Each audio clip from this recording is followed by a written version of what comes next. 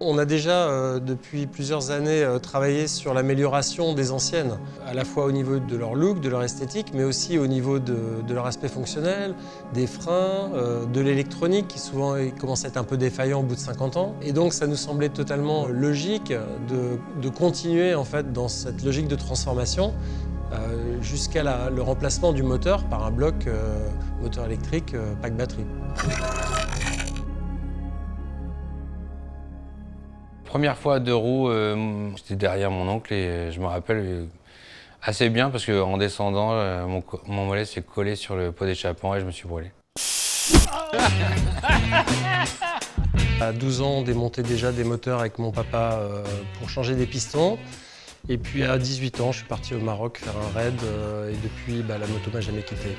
C'est assez bizarre, je sais pas, c'est probablement le design.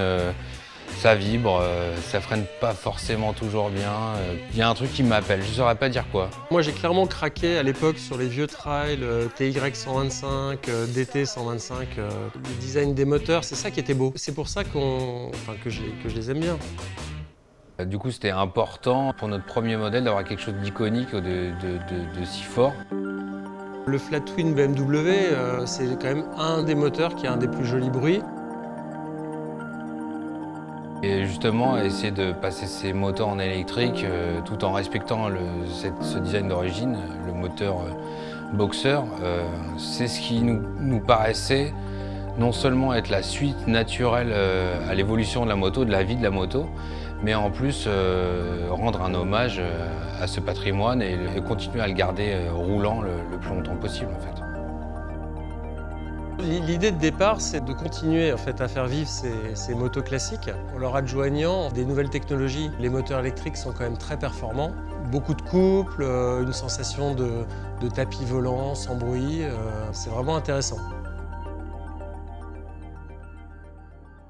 Mais on ne souhaite pas rétrofiter n'importe comment les motos, juste mettre un pack batterie rectangulaire et un moteur électrique. On souhaite faire pour chaque modèle que l'on aura choisi un pack rétrofit qui respecte le design de la moto d'origine.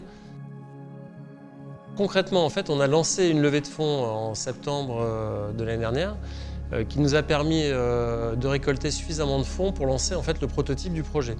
Donc on lance des études, on fait de la conception, on fait des prototypes, on fait des tests.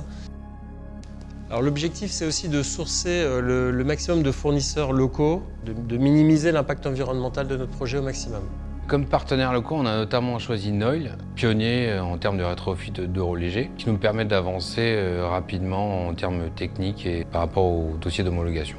Le but, c'est d'offrir une solution à la pointe de la technologie. On veut les meilleures performances, que ce soit en termes de couple, d'autonomie, et que tout ça soit fait en France au maximum. L'ambition de Ride Mercury, c'est de garder l'esprit d'origine et d'ajouter des touches modernes.